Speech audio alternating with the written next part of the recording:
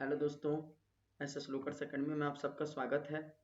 आज के इस वीडियो में मैं आप सबको हिंदी का जो 12th क्लास का एग्ज़ाम हुआ था उसका मैं आंसर की बताने वाला हूं। तो आप सभी लोग इस वीडियो को आखिरी तक ज़रूर देखिएगा और कमेंट में बताइएगा कि आपने कितने प्रश्नों को एग्ज़ाम में सही हल करके आया है। तो चलिए वीडियो को शुरू करते हैं बिना देरी किए हुए। पहला नंबर प्रश्न है हमारा, निम्नलिखित में कौन वर्ण सघोष है? निम्नलिखित में कौन वर्ण सघोष है? तो इसका correct answer option number C होगा। ध हमारा सघोष वर्ण है, या इसको हम लोग घोष वर्ण भी कहते हैं। सघोष को हम लोग घोष भी कहते हैं। नेक्स्ट क्वेश्चन दूसरा नंबर है हमारा, निम्नलिखित में कौन महाप्राण ध्वनि है? निम्नलिखित में कौन महाप्राण ध्वनि है? तो झ हमारा जो है यह महाप्राण ध्वनि है। तो दूसरा नंबर प्रश्न का सही उत्तर ऑप्शन नंबर बी होगा। अगला क्वेश्चन हमारा तीसरा नंबर है, निम्नलिखित में कौन वर्ण दंतोष्ठ्य का उदाहरण है? निम्नलिखित में कौन वर्ण दंतोष्ठ्य का उदाहरण है?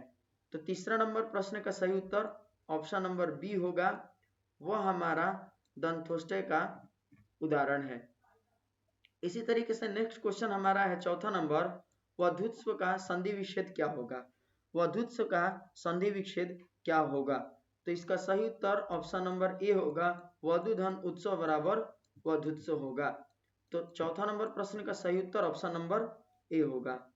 अगला क्वेश्चन पांचवा नंबर है कि स्वर संधि के कितने भेद हैं? स्वर संधि के कितने भेद हैं?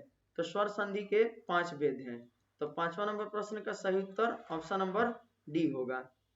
नेक्स्ट क्वेश्चन है हमारा छठा नंबर कि कक्षा किस संज्ञा का उदाहरण है? कक्षा किस संज्ञा का उदाहरण है? तो कक्षा क्या है? एक समूहवाचक संज्ञा है। तो छठा नंबर प्रश्न का सही उत्तर ऑप्शन नंबर बी होगा। नेक्स्ट क्वेश्चन सातवां नंबर है कि नवयुवक किस समास का उदाहरण है? नवयुवक किस समास का उदाहरण है? तो यह कर्मधारय समास का उदाहरण है। तो सातवां नंबर प्रश्न का सही उत्तर ऑप्शन नंबर ए होगा। आप लोग शुरू से देखते रहिएगा और अपने दोस्तों में इस वीडियो को जरूर शेयर कीजिएगा। नेक्स्ट क्वेश्चन की ओर बढ़ते हैं हम लोग।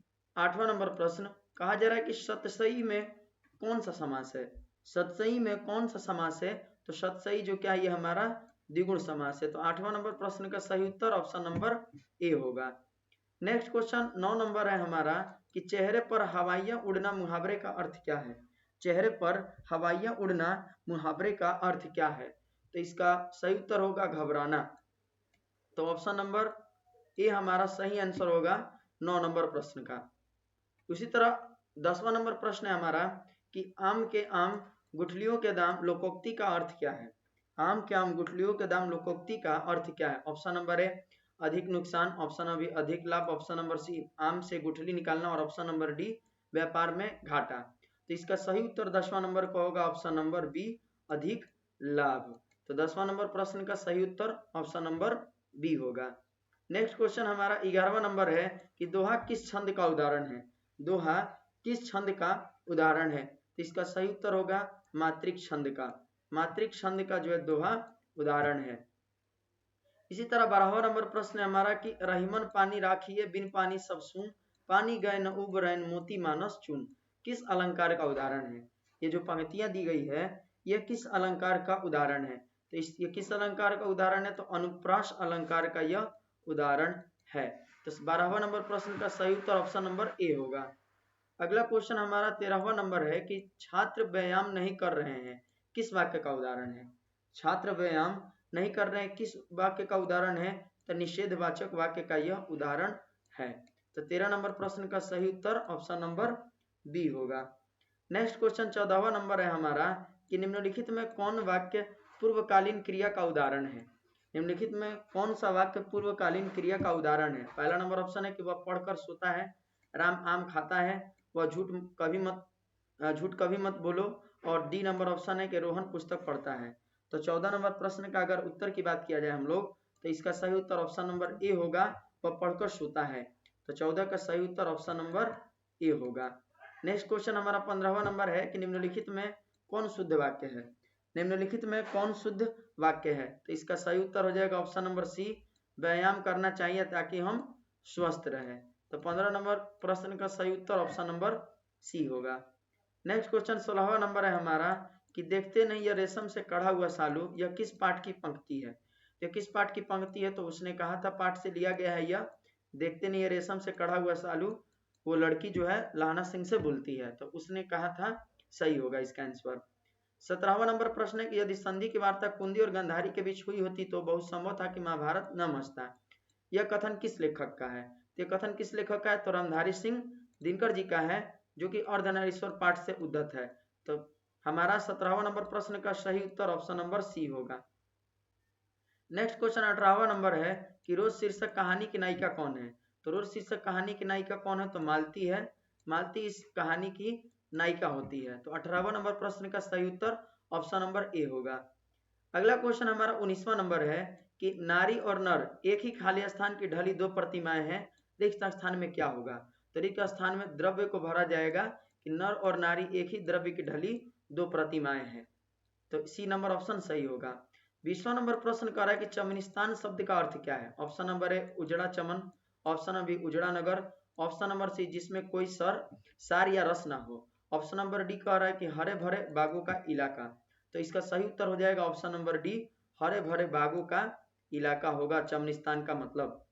इसी तरह 21वां नंबर प्रश्न है हमारा कि 100 अनाज एक सुजान नामक उपन्यास के उपन्यासकार कौन है? तो इसका उपन्यासकार कौन है? तो बालकृष्ण भट्ट है। 100 अनाज एक सुजान किसकी रचना है? तो बालकृष्ण भट्ट की यह एक उपन्यास है। 22वां नंबर प्रश्न है कि निम्नलिखित में वीर रस के कवि हैं। निम्नलिखित में वीर रस के कवि कौन है? तो नाभादास है। सही आंसर ऑप्शन नंबर सी होगा। अगला क्वेश्चन की बात करेंगे 23वां नंबर का, कहा जा रहा है कि नाभादास किसके समकालीन थे? तो नाभादास किसके समकालीन थे? तो वो तुलसीदास के समकालीन माने जाते हैं। तो 23वां नंबर प्रश्न का सही उत्तर ऑप्शन नंबर सी होगा। नेक्स्ट क्वेश्चन 24वां नंबर है, विनय पत्रिका के रचनाकार हैं। विनय पत्रिका के रचनाकार कौन है? तो विनय पत्रिका के रचनाकार तुलसीदास जी हैं। इसका सही उत्तर ऑप्शन नंबर सी होगा 24 नंबर प्रश्न का। नेक्स्ट क्वेश्चन 25वां नंबर है कि सूरदास विचरित द्वितीय पद के अंत में सूरदास क्या मांगते हैं? तो सूरदास क्या मांगते हैं? तो श्री कृष्ण के जुठन को या जुठनिया को वो मांगते हैं। तो 25 नंबर प्रश्न का सही उत्तर ऑप्शन नंबर ए होगा। अगला क्वेश्चन हमारा 26वां नंबर है कि जन्म के बाद परिवार द्वारा परित्यक्त होने पर तुलसीदास का पालन पोषण किसने किया? तो तुलसीदास का पालन पोषण किसने किया? तो चुनिया नामक एक दासी ने जो है इनका पालन पोषण किया था 5 वर्षों तक। 5 वर्षों तक जो इनका पालन पोषण चुनिया नामक दासी ने किया था। तो इसका सही आंसर ऑप्शन नंबर डी होगा। अगला क्वेश्चन 27वां नंबर है कि पद्मावत में किसकी प्रेम कथा वर्णित है? पद्मावत में किसकी प्रेम कथा वर्णित है? तो रतन सेन और पद्मावती रानी की जो है प्रेम कथा का वर्णन किया गया है पद्मावत में। पद्मावत किसके द्वारा लिखा गया है? तो मलिक मोहम्मद जैसी जी के द्वारा लिखा गया है। इसी तरह 28वां नंबर प्रश्न है हमारा कि श्री रामचरितमानस की रचना में कितना समय लगा? रामचरितमानस के रचना में कुल कितना समय लगा था, ये पूछा जा रहा है। तो हमारा 28वां नंबर प्रश्न का सही उत्तर होगा ऑप्शन नंबर सी, 2 वर्ष 7 माह 26 दिन समय लगा था इसको पूरा होने में। तो इसका सही आंसर ऑप्शन नंबर सी होगा। और ये भी याद रखिएगा कि रामचरितमानस जो है कब लिखना शुरू किया गया था? तो तुलसीदास जी के द्वारा जो है जिस दिन राम जी का जन्म हुआ था उस दिन, रामनवमी के दिन, और उसके बाद जो है जिस दिन राम और सीता जी का विवाह हुआ था उस दिन इसको वो पूरा किए थे। नेक्स्ट क्वेश्चन 29वां नंबर है कि भूषण रीतिकाल के किस धारा के कवि हैं? तो भूषण रीतिकाल के रीतिबद्ध कवि माने जाते हैं। तो 29वां नंबर प्रश्न का सही उत्तर ऑप्शन नंबर ए होगा। अगला क्वेश्चन हमारा 30वां नंबर है कि अष्टयाम की भाषा है। अष्टयाम की भाषा क्या है? Option number A Awadhi, option number B Braj, option number C Hindi, option number D Sanskrit. तो अष्टयाम की भाषा क्या है? तो अष्टयाम की भाषा ब्रज भाषा है। तो 30 नंबर प्रश्न का सही उत्तर ऑप्शन नंबर बी होगा। तो ये था हमारा आज जो 12th क्लास में जो एग्जाम हुआ था 12th क्लास का मंथली एग्जाम अगस्त महीने का, उसका ये ऑब्जेक्टिव क्वेश्चन का एमसीक्यू था। तो आप सभी लोग कमेंट में जरूर बताइएगा इन 30 क्वेश्चन के आंसरों को देख करके कि आपने कितना प्रश्न जो है एग्जाम में सही करके आया है, और ये वीडियो आप सभी को कैसा लगा ये भी आप लोग कमेंट में जरूर बताइएगा। और अगर हमारे चैनल पर आप सभी लोग नए हैं तो हमारे चैनल को सब्सक्राइब कर लीजिएगा, बेल आइकन को प्रेस कर दीजिएगा ताकि हमारे नए नए वीडियो का अपडेट आप सभी लोगों तक पहुंच सके। धन्यवाद।